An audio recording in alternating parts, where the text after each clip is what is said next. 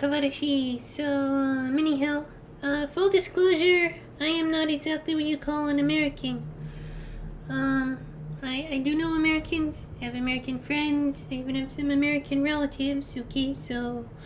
But, I myself, I live in a civilized country. I'm not gonna say necessarily what that is, but suffice to say that there are certain things like, I don't know, messing with kids that are totally illegal here. And I'm glad of that, okay? I like living in a country where messing with kids is illegal. Unlike the United States where that happens and it's apparently okay. So yeah. But enough about me. I feel sorry for you, if you're an American. Because I just saw what, one of your glorious leaders just said in front of a crowd of millions of Americans. So, to put this in perspective, I want you to just imagine for a moment that some terrible foreign leader, someone you really hate, like Kim Jong-un or Vladimir Putin. Ooh! Imagine that guy, he was asked a question about the declining state of Russia's cities, imagine the Russian cities were falling apart, that the bridges were, dangerously in need of maintenance, that, suicide and crime were both on the rise, drug addiction through the roof, 100,000 Russians were dying of fentanyl every year. Now, this is actually America I'm talking about. Russia is not in as bad a state as that, but, hypothetically, imagine this was all happening in Russia. And then Vladimir Putin was asked a question about that, what are you going to do about that? He's like, well, that's none of my concern. I'm more concerned about whether there are enough tanks in the Ukraine. That's the important thing. Tanks in the Ukraine. Not my own country. Not the cities in my country. That's not my concern. Well, that's what did happen, except it wasn't Vladimir Putin. It was Mike Pence. The man who makes me almost ashamed to be a Catholic, except, whenever I see someone like that, I'm like, well, sincerity and saying, what you say you are is not necessarily what you are. Good rule for life. Mike Pence saying he's a Catholic doesn't mean he's a Catholic. It just means he identifies as a Catholic. Well, whatever. He can identify as a unicorn for all I care. But it does make me feel sorry for Americans. Because imagine living in a country where, your leaders care so little about you that they actually say in front of a camera, the quiet part out loud, that's none of my concern. You people suffering is none of my concern. I just want to be your president. Why should I care what happens to you in your cities? Why should I care about, drug addiction, suicide, crime? Why should I care about any of that? All I care about is realpolitik and, turning Ukraine into another Afghanistan to weaken Russia as part of my, global strategy. Well, why should I care about Americans? Do I look like an American to you? Ah! Seriously, I'm rich. Rich is its own country, okay? Rich people aren't Americans. They're part of the international ruling class. You get that through your head. But, anyhow, that's, those aren't his exact words, but let's take a listen to what he actually said. When I saw it, I almost didn't believe it. But then I remembered it's Mike Pence and he's polling at 1%, so it makes a lot of sense. We're saying maybe January we'll let somebody transfer some jets. I'm sorry, Mr. Vice President. Have you? I know you're running for president. You are distressed that the Ukrainians don't have enough American tanks. Every city in the United States has become much worse over the past 3 years. Yeah. Drive around. There's not one city that's gotten better in the United States. And it's visible. Our economy has degraded. The suicide rate has jumped. Public filth and disorder and crime have exponentially increased. And yet, your concern is that the Ukrainians, a country most people can't find on a map, who've received tens of billions of U.S. tax dollars, don't have enough tanks. I think it's a fair question to ask, where's the concern for the United States in that? Well, it's not my concern. What? Okay, so as you can see, I was right. There's something else that was kind of interesting, is that he was asked a question about religious freedom, and this is actually in the same event, and about the very real fact that, Zelensky, who, by the way, is funded by Igor Kolomoisky, who is the same Israeli Cypriot Ukrainian oligarch who funds the neo-Nazi neo-Nazi Azov movement, the Dnipro battalion, and lots of other neo-Nazi movements in the Ukraine. He made Zelensky famous. Anyhow, Zelensky has been cracking down on the Ukrainian Orthodox Church, which is traditionally, because Ukraine and Russia are very closely connected, like basically the Ukraine and Russia literally started out as the same country, and now they've separated, but very similar language, very similar culture, shared history. Both countries trace their origin to Volodymyr and Kiev. But anyhow, Zelensky has been trying to make the Ukrainian Orthodox Church subservient to Turkey, Constantinople, because he's trying to reduce Russian influence. And as part of that, he's been persecuting members of the Ukrainian Church who do not want to put their church under the under Erdogan's pet, church in Turkey, which Zelensky likes better because Erdogan's a member of NATO and Turkey's a member of NATO, and I think it's fair to say that Erdogan doesn't care that much about the authenticity of the Orthodox Church. And so he's asked the question about that. And his response, listen carefully. You recently met with Zelensky, according to news reports.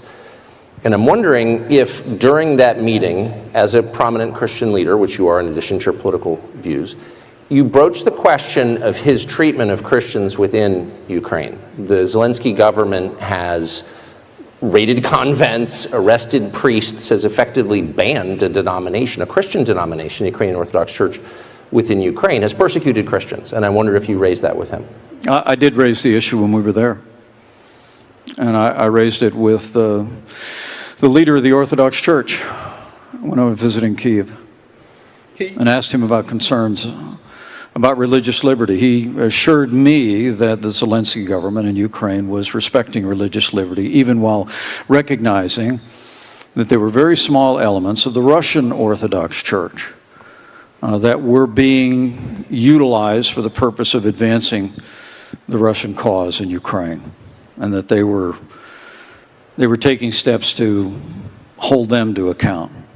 But the leader of the church at St. Michael's in Kyiv told me personally that he believed that the Zelensky government was respecting religious liberty. And I must tell you, other than the sanctity of life, there's no higher priority in my life than preserving the freedom of religion in America and championing religious liberty around the world. So yeah, as you probably just saw, his response was basically, well, you know what? I talked to Zelensky's pet church official. I talked to the guy who, is in charge of the government state-sanctioned church. The guy who is, Zelensky's man on the pulpit, and he said that there's no religious persecution. They're just getting rid of hostile foreign agents. There's no religious persecution in Ukraine. It's complete religious freedom, except for those who are contaminated by foreign ideas. That is literally a talking points you would get from the Communist Party of China. I'm not kidding. Communist Party of China has its own official version of the Catholic Church. That is the patriotic Catholic Church. That is actually not quite in communion with the Vatican for obvious reasons, because the Chinese, they allow people to be Christians provided that they go to churches that are approved by the Chinese Communist Party, which is basically what he said. Like, you could literally apply that to the same situation. You could say, well, there's no religious persecution in China. I know, because I went to the head of the officially sanctioned Chinese Communist Patriotic Christian Church, and he said, no, we're just hostile to foreigners. There's no religious persecution here. We were just very careful about foreign agents who happen to be people from the church who have been in the church since before Zelensky was in office, or before our current glorious leader, Winnie the Zelensky, was in office, whatever. So, Mike Pence is not actually that stupid, I don't think. I mean, he is pretty stupid. He said the quiet part out loud about, not caring about Americans, so, But I don't think Mike Pence is really stupid enough to believe that religious, persecution is not happening because Zelensky's pet whatever his, whatever in St. Michael said, there's no religious persecution here. Only the bad people are going to prison. Not the good patriotic Christians, only the bad ones who are, not adequately supportive of a government that builds literally hundreds of monuments to actual Nazis, which is true. You can look it up. I'll put a link in the description. So, yeah, that's the situation. Could he actually be that stupid? Maybe. Saying the quiet part out loud about not caring about Americans, maybe. But, if I was an American and I cared about religious freedom, I would not vote for a guy who basically says that there's no problem with religious freedom as long as the state-approved church is happy with it. And in the same way, if I was an American, I would not be very happy with a guy who literally cared about sending tanks to a foreign country more than my own cities. Because of the billions and tens of billions of dollars of tanks and other military materials sent there to a government that it literally builds monuments to Nazis. Yeah, that's not enough. America's cities are nothing. All that matters is turning Ukraine into a second Afghanistan, which, by the way, very bad for the Ukrainian people. It did not work out well for the Afghan people when America, turned their country into a highly successful covert op to weaken Russia. So far, things are not turning out very well for the Ukrainians. The Ukrainians would be much better off if they were living in an independent, neutral country that was not affiliated with NATO or any other military alliance. Ukraine could and should be a neutral, independent country, not a sacrifice zone for some grand plan to weaken Russia, which, in my opinion, is what it's being turned into now. Anyhow, that's my 2 cents. I pity the Americans. Sucks to be you. Sorry, that sounded really insensitive. I actually do pity you. I'm actually not taking any satisfaction from this, honestly. There was a time when I might have taken some satisfaction from knowing that, people that, I was envious of were suffering, but I'm not envious anymore, okay? Let's just be clear on that. I feel very bad for Americans, more so every day. So anyhow, I hope, God bless Vanya. Bye-bye. Look, if they can dump billions of dollars into Ukraine, It's fucking aim. if they could dump billions of dollars into, there's so many different things that they pump money into, but they've never pumped any money into Baltimore. They never pumped any money into Detroit. Try to figure out a way. If you can, think about what Halliburton did during the Iraq War. They got these no-bid contracts where Cheney was the fucking CEO of Halliburton. He becomes the vice president of the United States, and then the company he works for gets these no-bid contracts to rebuild shit we blow up, which is wild. But there's profit in that, right? 100%. So what about figuring out a way to funnel that profit into fixing inner cities? Yeah. If we have less losers, we have a better America. Yeah. And if you give people more opportunity, you have less losers.